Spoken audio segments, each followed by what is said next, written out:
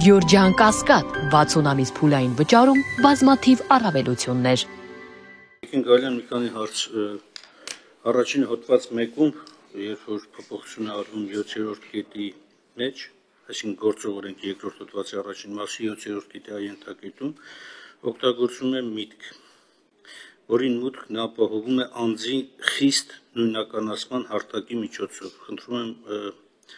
սահմանել, բացատրել ներկայացնել ինչ է նշանակում անձի խիստ նույնականացումը, եթե կա հստակ, ասենք, ինչ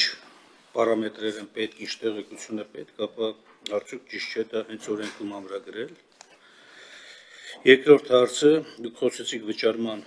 մասին, ըստ էության սա դառնում է հանրային ծառայության վճար, այսինքն պարտադիր վճար բոլորի համար։ Արդյոք ենթաօրենսդրական ակտով կամ կառավարության որոշմամբ սահմանելը կամ այլ միջոցով սահմանելը չի հակասի հենց հանրային ծառայության բուն տրամաբանությանը։ Երրորդ հարցը վերաբերում է հետևյալին. բազմաթիվ են դեպքերը, երբ որ քաղաքացիական հարաբերություններում ծանուցումը նաև օրենքով է նախատեսված, բերեմ օրինակ բաժնետիրական ընկերությունների կամ սահմանափակ պատասխանատվությամբ ընկերությունների ժողովների հրավիրման, անցկացման ծանուցումները, օրակարգերը եւ այլն։ Հիմա կա նաև այստեղ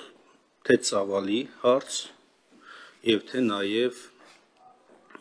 առաջարկ ներկայացնելու հարց։ Ի վերջո, այս ծանուցումների շրջանակներում նաև կան որոշակի խմբեր, որոնք օրենքի ուժով իրավունք ունեն առաջարկներ ներկայացնել օրակարգում փոփոխություններ կատարելու, բերված օրինակի դեպքն եմ ասում։ Հիմա արդյոք սա չի կոտրում ճկունությունը, որտեղ օրակարգում կարող են փոփոխություն անել, հիմա պիտի ստիպված լինեն մի հատ էլ փոփոխված օրակարգը նորից ծանուցմամբ տեղեկացնել։ Արդյոք այս առումով ուսումնասիրություն իրականացվել է եւ խոչընդոտներ չի ստեղծվի հատկապես տնտեսվարող սուբյեկտների մասով։ Եվ վերջին հարցը, որքանով է այսօր պետությունը պատրաստ է համակարգում ապահովելու թե տեխնիկական անվտանգությունը, տեխնոլոգիական անվտանգությունը եւ թե նաեւ հասանելիությունը տարբեր խավերի, քաղաքացիների, տնտեսվարող սուբյեկտների համար։ Այսինքն վերջին հարցի իմաստը հետևյալն է, գնահատական կա տրված թե ոչ, որքանով է պատրաստ, ինչ միջոցներ պետք է ձեռնարկվեն, ինչ ժամկետում եւ այլն։ Շնորհակալություն, պարոն Մինասյան, հարցերի համար։ Խիստ նույնականացման հասկացությունը, եթե չեմ սխալվում, կառավարության համապատասխան որոշմամբ եւ հատուկ սահմանված կարգով տրված է եւ նույնականացման միջոցներն էլ գրված են, ավելի մանրամասն դրանց կարգավորումները կիբերանվտանգության հետ կապված օրենսդրության շրջանակներում, որ գտնվում է հիմա ազգային ժողովում քննարկումների փուլում սահմանված է, այսինքն մենք այդ մասով խնդիր չունենք, այսօր էլ մենք որոշակի համակարգեր մուտք են գործում խիստ նույնականացման միջոցով, դա ESM հարթակի մասին է, այսինքն ESM հարթակով մենք նույնականանում ենք ISIM-ի կամ ISIM-ի միջոցով, որը հնարավոր է միայն ID քարտ ունենալու պարագայում, դա է խիստ նույնականացումը, եւ օգտվում ենք որոշակի ծառայություններից, հետեւաբար մենք գնացել ենք հենց այս միակ եւ ընդունելի ճանապարհով, ընդունելի մեր կառավարության նաև կողմից մասնագիտական կարծիքներ հաշվի առնելու հանգամանքով պայմանավորված, որովհետև նույնականացման ցանկացած այլ եղանակ, որը խիստ նույնականացման տարեր չի պարունակում, խոցելի է ինֆորմացիայի արտահոսքի տեսանկյունից։ Դրա համար կարծես թե այս պահին գոյություն ունեցող ամենալավ եւ ապահով տարբերակն է ընտրվել նույնականացման տեսանկյունից։ Հաջորդ հարցի հետ կապված, որ տարբեր օրենքներում ծանուցման տարբեր տեսակներ են նախատեսվում, տեսեք, մեր խնդիրը այն է, որ մենք ունենանք պատշաճ ծանուցման եւս մեկ տեսակ, եթե խոսքը վերաբերում է դատավարական ծանուցումներին կամ ձեր կողմից նշված իրավաբանական անձանց ծանուցումներին։ Որևէ մեկը չի բացառում ծանուցման այլ եղանակների գոյությունը,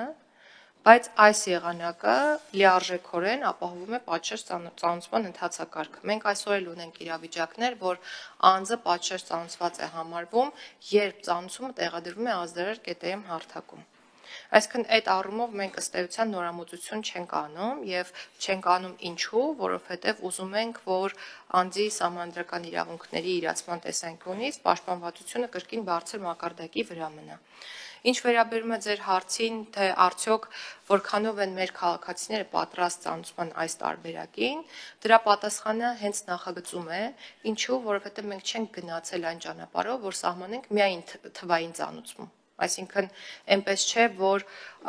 ի սկզբանե բոլորը պարտավոր են օգտվել այդ թվային ծանոթման հնարավորությունից եւ դրա համար է, որ հիբրիդային տարբերակը պահպանվել է։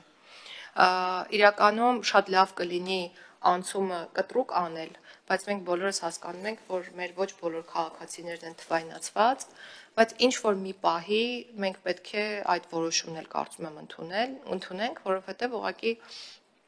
եթե չանենք այդպես, հետ ենք մնում բոլոր տեսակի հնարավոր զարգացումներից, այդ թվում եւ միջազգային զարգացումներից, բայց ամեն դեպքում դեռևս մենք թղթային ծանոթման տարբերակը պահպանել ենք, այն դեպքում, երբ անձը չի մուտք գործում էլեկտրոնային հարթակ կամ չի ստուգում իր կողմից տրամադրված էլեկտրոնային հասցեն եւ չի տեսնում ծանոթումը, այդ ծանոթումը ավտոմատ կերպով ուղարկվում է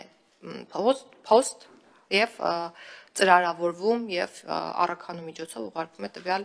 անձին, որպեսզի մենք կարողանանք ապահովել նրա ծանոթումը։ Այսինքն մենք մի քայլ հիմա եղածից ավել ենք նախատեսում եւ ասում ենք, որ նախապես էլեկտրոնային եղանակով անձը պետք է ծանոթվի եւ ուզում եմ կրկնել, որ բարեխիղճ քաղաքացիների համար, ովքեր մի ոդկ շուտ են ցանկանում ծանոթվել որոշակի իրադարձության մասին, սա կարծում եմ, որ լավագույն արդյունավետ միջոցն է, որ կարող է գոյություն ունենալ։ Կար հարց, որ չարձագանքեցի բանը։ Շնորհակալություն։ Վճարումների մասով, տեսեք, հիմա պետական միջոցներից շատ մեծ հատված ծախսվում է թվային փոստային առաքանու միջոցով ծանոթություններ իրականացնելու համար եւ իրականում դրանք միլիոնավոր դրամներ են։ Ես ստեղ ունեմ տվյալ օրինակ հարկադիր կատարումն ապահովող ծառայության, որը 2024 թվականին ծախսել է 653 միլիոն 276 հազար 320 դրամ։ Այս նախագծով մենք մտածում ենք, որ առնվազն 30-40%-ի չափով այս ծախսը կրճատելու ենք։ Եվ թվային ծանոթումը պետական մարմինների համար լինելու է առանց վճարի, այսինքն ինչու սա հայերեն է բառը բեսպլատնա անվճար ներողություն անվճար ծանոթվող քաղաքացիների համար եւս որևէ վճար չի ակնկալվում մուծել եւ այսինքն ծանոթվողների համար ծառայությունը եւս լինելու է անվճար վճարովի լինելու է միայն այն քաղաքացիների համար ծառայությունը, որոնք իրենք են ուզենալու ինչ որ մեկին ծանոթել, այնպես ինչպես վճարովի է փոստային առաքման միջոցով ծանոթման իրականացումը այսօր հայ փոստում երբ մենք գնում ենք նամակ ենք ուզում ուղարկել ինչ որ մեկին, մենք դրա համար վճարում ենք։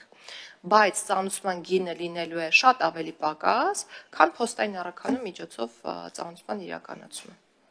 Սա պատասխանը։ Արձագանք։ Շնորհակալություն Տիկին Գալյան, այնուամենայնիվ առաջարկս որպեսզի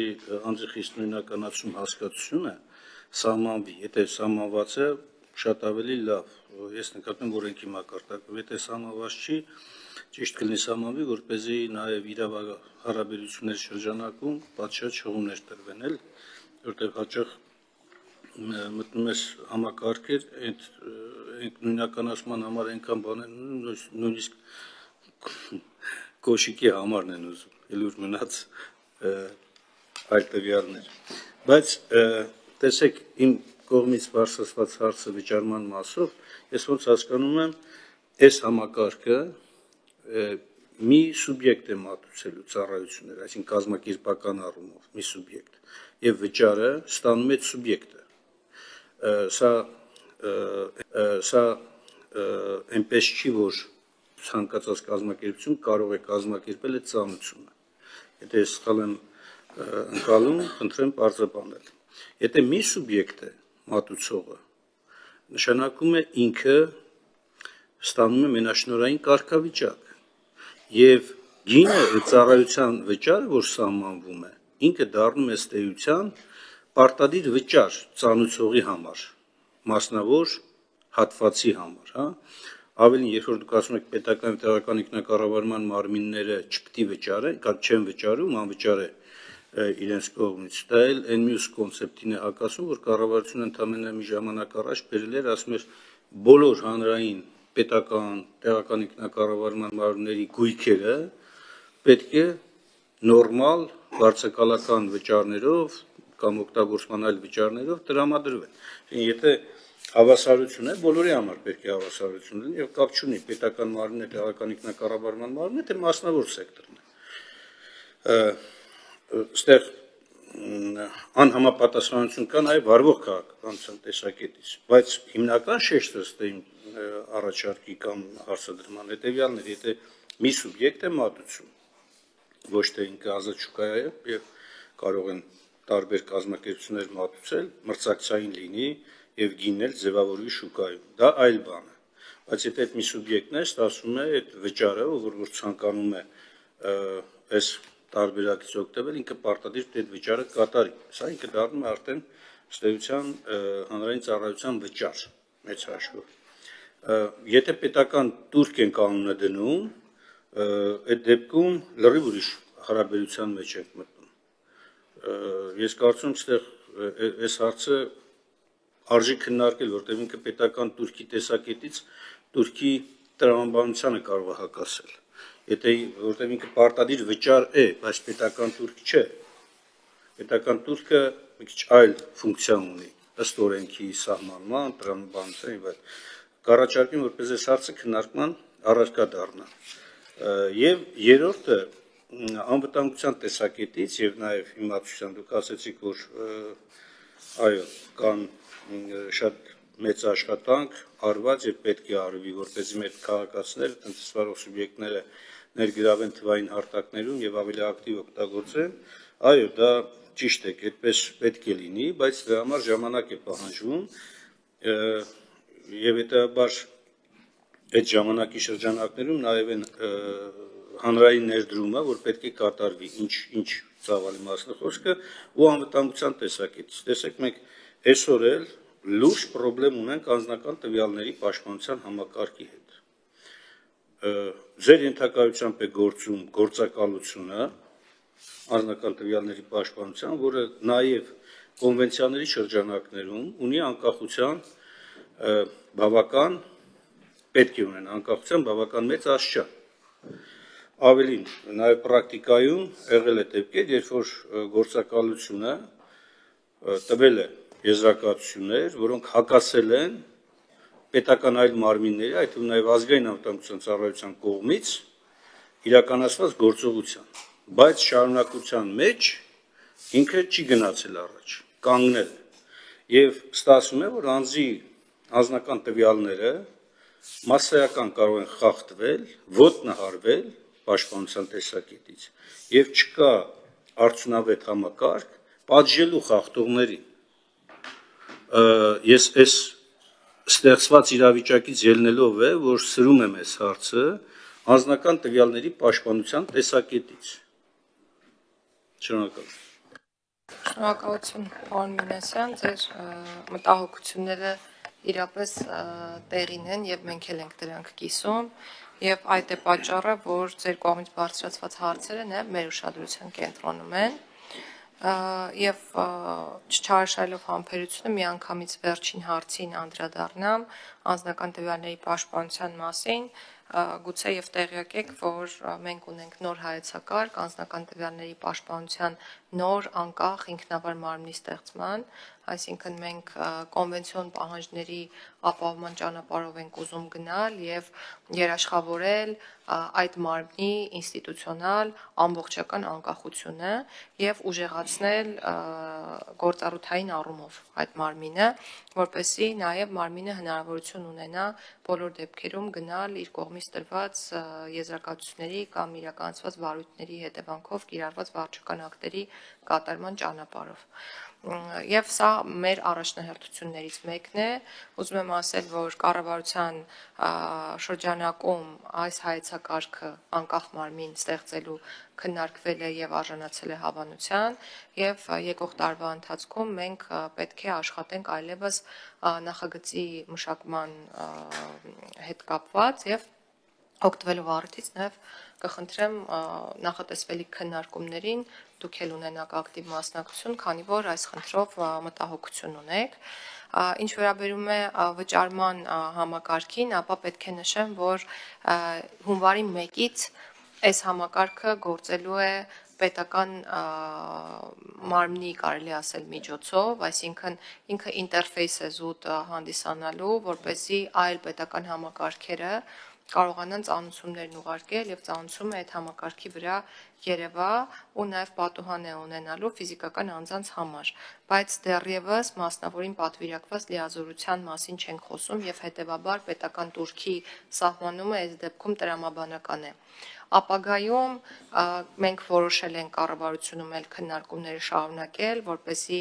շուկան կարողանանք ազատականացնել եւ այսպես կոչված տրանսպորտնիկներին, որոնք այդ ինֆորմացիաները կտանեն եւ կբերեն, լինկերի տեսքով հնարավորություն կտանք նաեւ մասնակցել այս գործընթացին եւ այդ համատեքստում ձեր առաջարկը ես կարծում եմ կդառնա լրացուցիչ քննարկման առարկա։